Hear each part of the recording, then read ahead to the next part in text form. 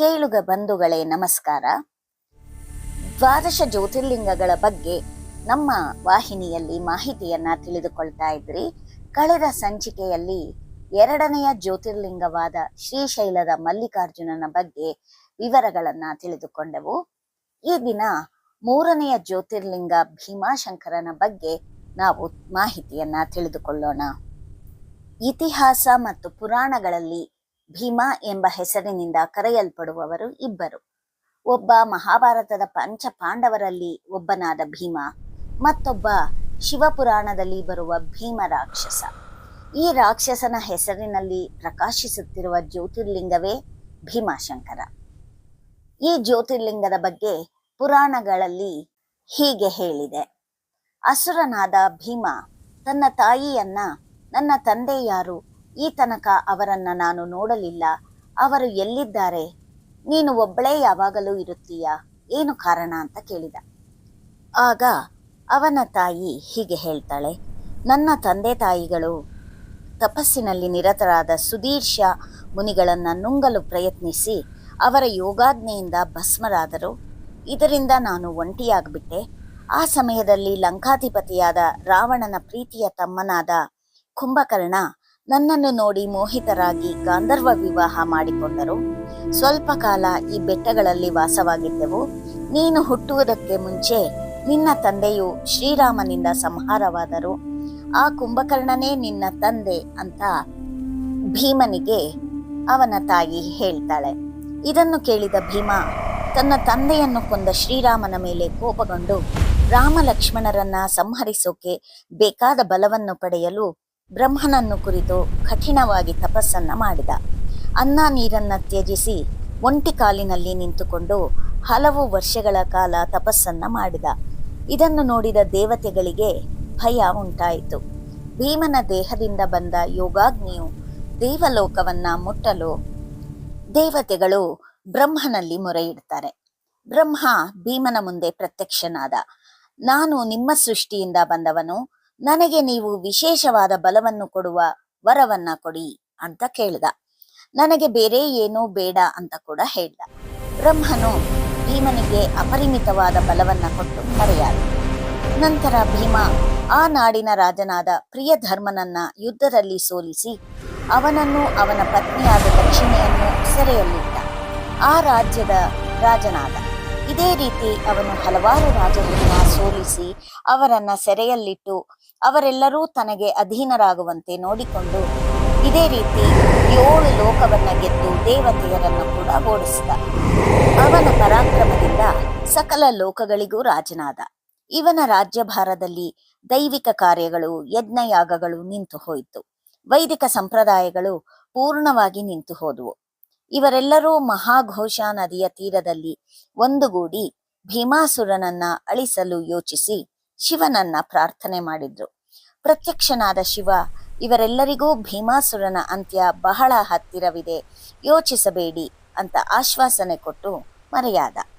ಭೀಮಾಸುರನಿಂದ ಕಾರಾಗೃಹದಲ್ಲಿ ಬಂಧಿತರಾಗಿದ್ದ ದಂಪತಿಗಳು ಸೆರೆಯಲ್ಲಿ ಮಣ್ಣಿನಿಂದ ಶಿವಲಿಂಗವನ್ನ ಮಾಡಿ ಶಿವನ ಕೃಪೆಯಿಂದ ತಾವು ಬಂಧಮುಕ್ತರಾಗುತ್ತೇವೆಂದು ಪ್ರತಿದಿನವೂ ಶಿವನನ್ನ ಪೂಜಿಸಿ ಪ್ರಾರ್ಥಿಸಿದರು. ಇವರ ಶಿವಪೂಜೆಯನ್ನ ಅಧಿಕಾರಿಗಳು ನಿಲ್ಲಿಸಲು ಎಷ್ಟು ಪ್ರಯತ್ನ ಪಟ್ಟರೂ ಫಲವಾಗಲಿಲ್ಲ. ಅವರು ಈ ವಿಷಯವನ್ನ ಭೀಮಾಸುರನಿಗೆ ತಿಳಿಸಿದರು.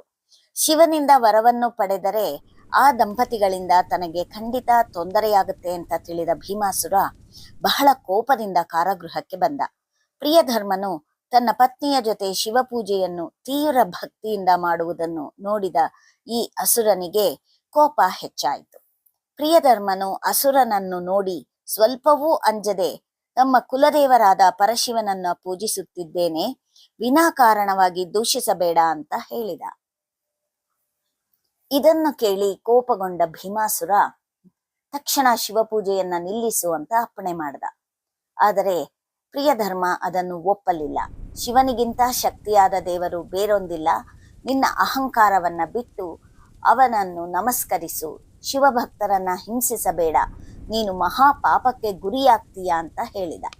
ಈ ಮಾತನ್ನು ಕೇಳಿದ ಭೀಮಾಸುರ ಮಹಾಕೋಪದಿಂದ ನಿನ್ನ ಶಿವ ಏನು ಮಾಡಬಲ್ಲ ಅಂತ ಅಹಂಕಾರದಿಂದ ಹೇಳುತ್ತಾ ರಾಜನನ್ನ ಕೊಲ್ಲಲು ಕತ್ತಿಯನ್ನು ತೆಗೆದ.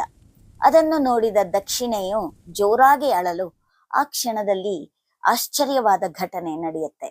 ಕ್ಷಣಾರ್ಧದಲ್ಲಿ ಭಯಂಕರವಾದ ಶಬ್ದದಿಂದ ನಾಗಪಾಶವು ಶಿವಲಿಂಗದಿಂದ ಹೊರಗೆ ಬಂದು ಭೀಮನ ಕತ್ತಿಯನ್ನ ಪುಡಿ ಮಾಡಿತು.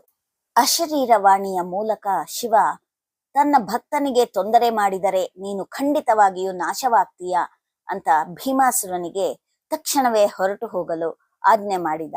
ಭೀಮಾಸುರನು ತನ್ನ ಶೂಲ ಯುದ್ಧದಿಂದ ಶಿವಲಿಂಗವನ್ನು ಹೊಡೆಯಲು ಪ್ರಯತ್ನಿಸಿದಾಗ ಆ ಆಯುಧ ಕೂಡ ಪುಡಿಪುಡಿಯಾಯಿತು. ಮಹಾಕೋಪದಿಂದ ಆ ಅಸುರ ಮಾಯೆಯಿಂದ ಹಲವು ರಾಕ್ಷಸರನ್ನ ಹುಟ್ಟುಹಾಕಿ ಹಲವು ಅಸ್ತ್ರಗಳಿಂದ ಆ ಶಿವಲಿಂಗವನ್ನ ಹೊಡೆದ. ಪರಶಿವನು ಶಿವಗಣಗಳಿಂದ ಕೂಡಿ ಆ ಅಸುರನ ಜೊತೆ ಹೋರಾಡಿದರು. ಇದರ ಫಲವಾಗಿ ಭೂದೇವಿಯು ನಡುಗಿದಳು, ನಕ್ಷತ್ರಗಳು ಉದುರಿದವು, ಸಮುದ್ರ ಉಕ್ಕಿತು, ಬೆಟ್ಟಗಳು ಅಲುಗಾಡಿದವು. ಅದೇ ಸಮಯದಲ್ಲಿ ಅಲ್ಲಿಗೆ ಬಂದ ನಾರದರು ಆ ಶಿವಲಿಂಗಕ್ಕೆ ನಮಸ್ಕರಿಸಿ, ನಿಮಗೆ ಅಸಾಧ್ಯವಾದುದು ಯಾವುದು? ಗರಿಕೆ ಹುಲ್ಲನ್ನು ಕೀಳಲು ಖಡ್ಗಕ್ಕೆ ಕಷ್ಟವೇ?